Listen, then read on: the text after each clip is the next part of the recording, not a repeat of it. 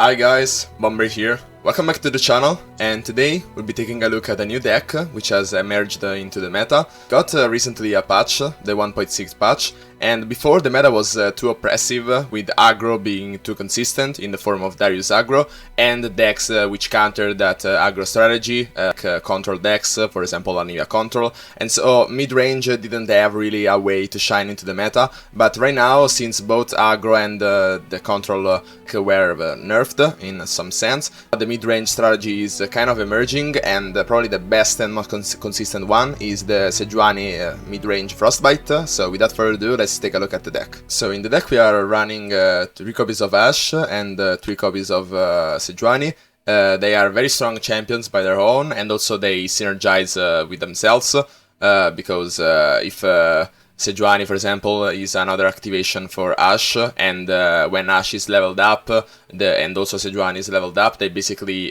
frostbite all the board and make them unable to block, so it's definitely a very deadly combo. Then we run a pretty aggressive mid-range package. We try to run as many 5 attack units as we possibly can, because then we also run the Trifarian Assessor, which is a very nice card to draw other cards.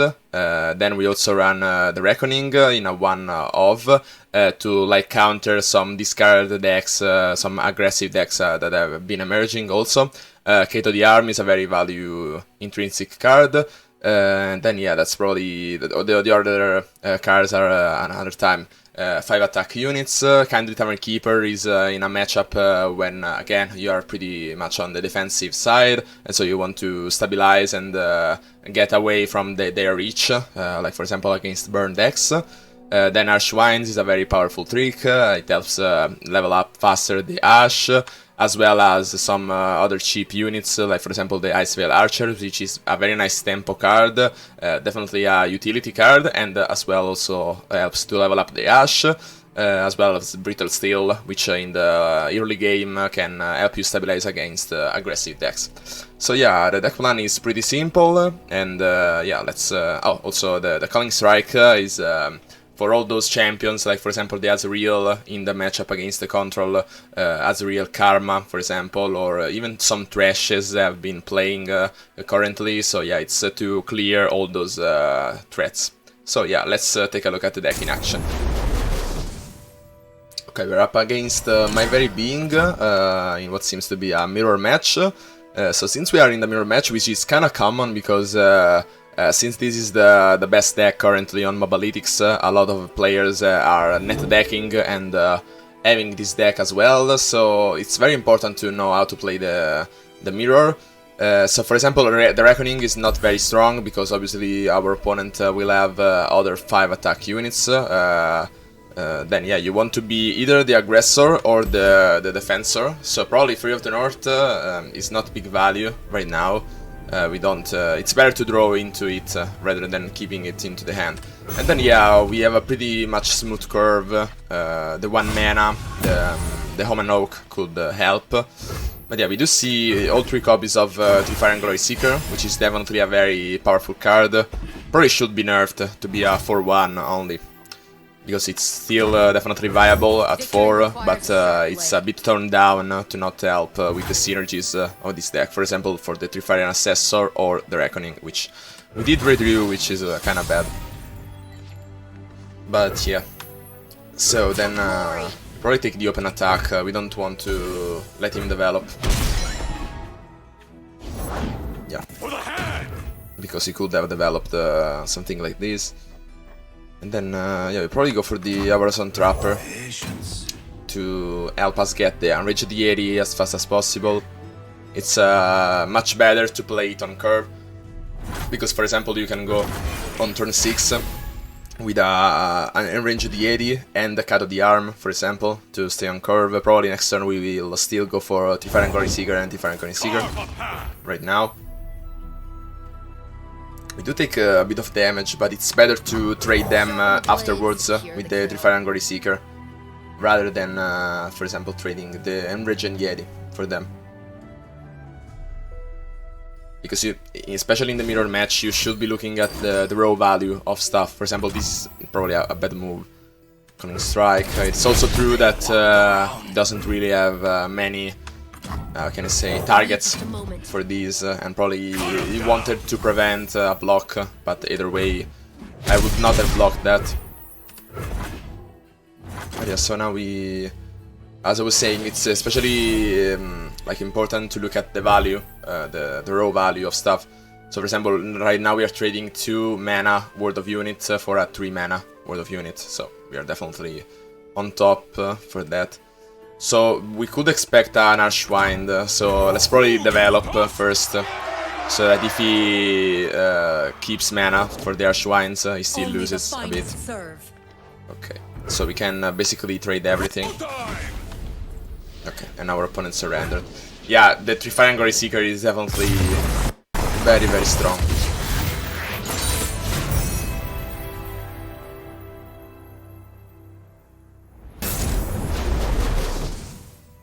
Okay, now we're up against Gene, 7 EK, with Bilgewater and Shadow Islands, with Twisted Fate and Gangplank, which is kinda interesting. So we are attacking on even turns, and we have both Ashe and Sejuani, which is kinda nice, so let's keep those. Triangle Seeker, sorry, Trifire and Assessor to redraw.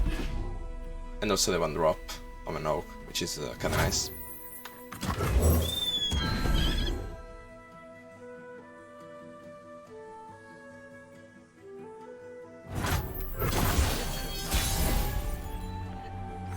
Okay, now we are obviously taking the open attack. This will also help us level up the Sejuani. Packed him good. Deckhand, so probably I'll make it rain is coming.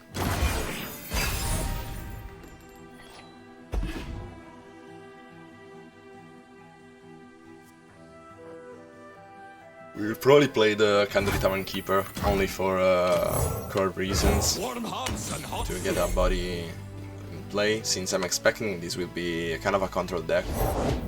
Fresh is worth at least twice as much. But we have a Brutal Seal for that. Fell into him! It's not worthy to block the 2 with the 1-1. We are pretty much threatening instead Powder Keg with the 1-1.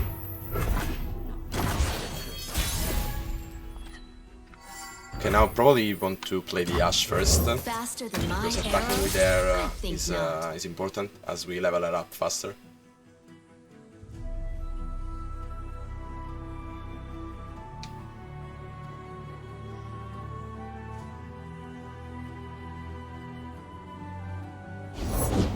Deal me in. Just the Fate. Probably would have gone for I'm a people person. the gold card instead. But yeah, this is more damage on average, so that's stand together. That's important. You got legs. Use them. So cold.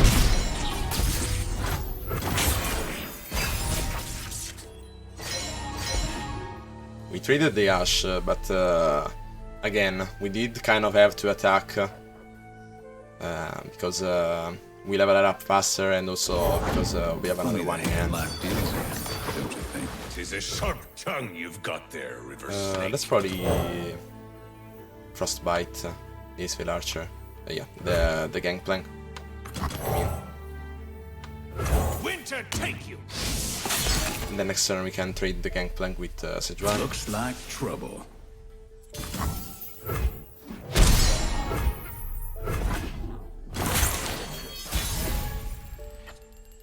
Now let's go for Sejuani. You own what you take.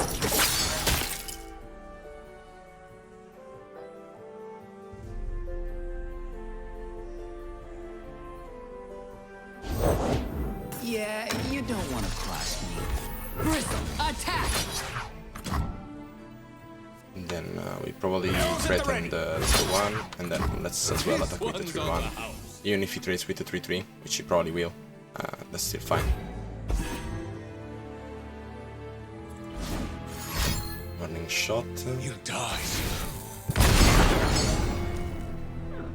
Probably wants to block the 4-2 as well. interesting. What's the rush, huh? Oh no, probably this is a visual bug. There should be... yeah, kinda interesting. There it is. Come back next time. My selections. Like I mentioned, then next turn probably, what's the name? The Pilfered Goods is coming, so if he's taking an open attack with both, which he probably would not, but yeah, if he will, we have to block everything. Now the Reckoning is very strong. We can also develop the Ash first, if he doesn't develop anything. I've whipped up something special. I don't know, let's probably play the Ash still first. I will unite the Freljord. Let's see if he has something Today, else. Ash, you'll see true leadership. What could he have? Make it rain for the 4-2, Withering Whale, Get the Arm. So these will survive, but everything else will die, which is kinda nice. If he's taking the open attack with the Keto, the arm, we will probably not block it. Probably doesn't run. Yeah, but he's probably not attacking. Unless he has some tricks, so if he attacks we should not block. But what could he have at 1? Nothing really. On Bilgewater and Shadow Islands. Okay, now we take the open Stand attack. and fight! Avarosa, guide me!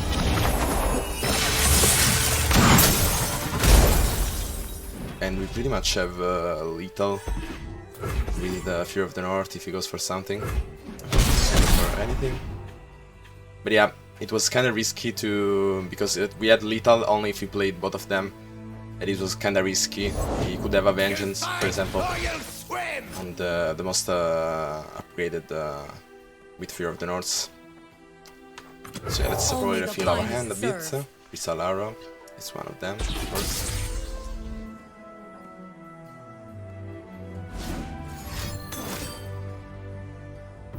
Glimpse Beyond.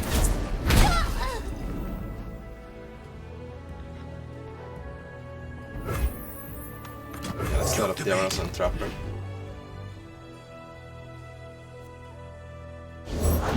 Nothing like the stink of blood and sweat.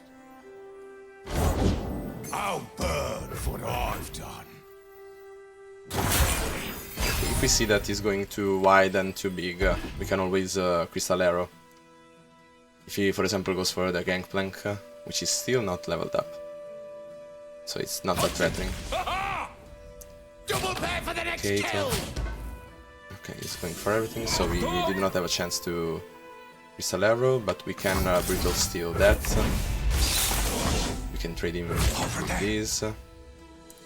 This with that, this with that, and this with that. Prove your worth. And then we can Fear of the North at need. If he goes for removals or whatever. Okay, make it rain. So now this gets traded, and also this, but it's probably best just to save the Sejuani. And then let's keep, let's make it die. It doesn't matter.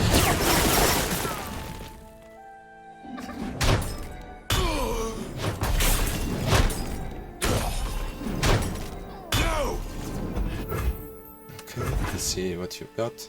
Vengeance, for example, on the Sejuani. I need more.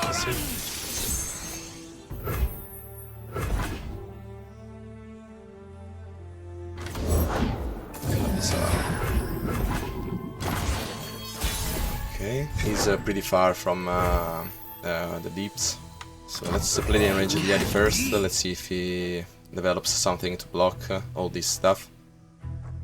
So that we can Crystal Arrow everything, with the Drex.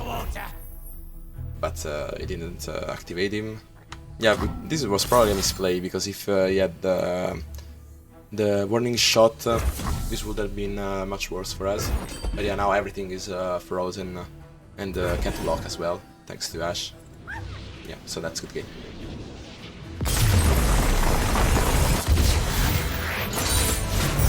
The Witcher's Claw triumphs! So this deck can definitely be faster, as we have seen in the first game, but it's definitely also reliable, as it's very consistent in win rate terms. And so yeah, that's it for this video. Hope you liked it and find it useful, and as always, see ya.